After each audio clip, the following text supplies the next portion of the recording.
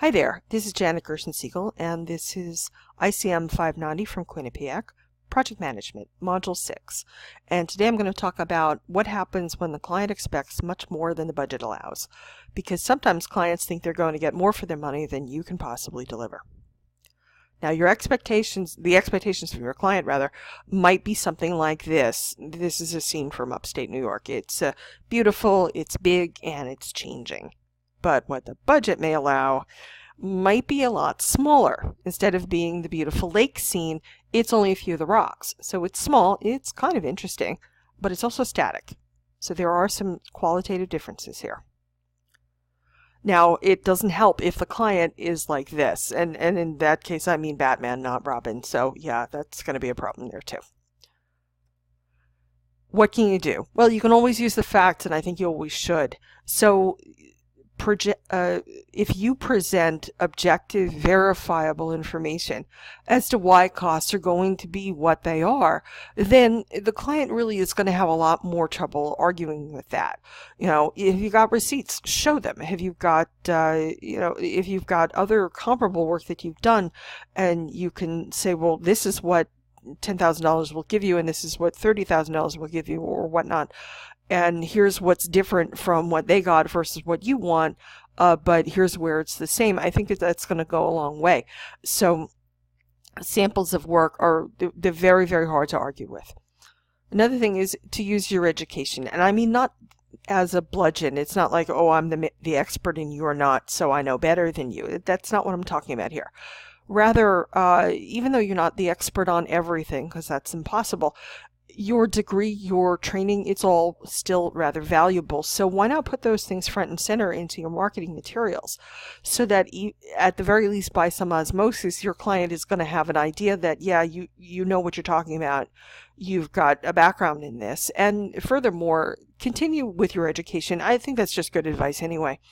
So if you continue with webinars and whatnot, you may find that your clients that maybe your client actually is right or close to being right, because if you talk to some of your external vendors and your other providers, maybe the software that costs $10,000 that's part of the $20,000 budget, maybe now it costs $6,000, and maybe instead of taking 20 days it only takes 4. And that's a very big difference, and you can pass a lot of that savings on to your client and do so even maintaining a decent profit margin for yourself. Another thing is, whoops. Let's go back to this. Another thing is to understand the client. So, it's if you know this person, then adjust your communications accordingly. But if you don't, then try to talk to somebody who has talked to them. So, maybe this is a person who pushes back once, but then they're done. So you have to just sort of ride it out. You let them, and then everybody moves on.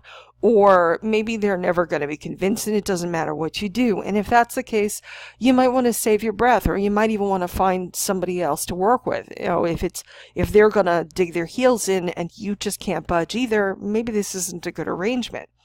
Another thing is they might be talking money or budget as some sort of a power play over you to try to get you to do something else, and you might want to rethink working with them if you can afford it. Now, if nobody in your inner circle knows who this person is, you can try some online research, but caveat emptor on that one, because particularly if names are really similar, it can get kind of confusing and you can be looking up the wrong person. And even if you've got the right person, maybe it's incomplete. It's very hard to figure out tone from online, and this is all very subject to misinterpretation, but it might be all you've got. Even if you have nothing like that, and this is a person who's never online, you've probably had some sort of communications in order to get the meeting together at all. So if that's the case, then you can at least review the communications you've gotten from them, whether they're on the phone or their email or something else. So you want to pay attention to things like, are they abrupt? Are they informal? Are they maybe a little snappy? Are they ambiguous? So tailor your message accordingly. Another thing you do is keep on message. You're talking about somebody else's money. there is a possibility that someone can become emotional about that. It's true. We tend to tie up our ego to our money. So try to keep it level-headed, keep it on topic. I think that's good advice for any meeting. Also try to turn the conversation around. Talk less about what you can't do and more about what you can, because after all, they are kind of nice rocks. Keeping positive. I think positivity is helpful no matter what. Maybe the client's needs just aren't as great as originally anticipated, and there can be a meeting of the minds. And maybe that smaller piece that you can do is going to be enough.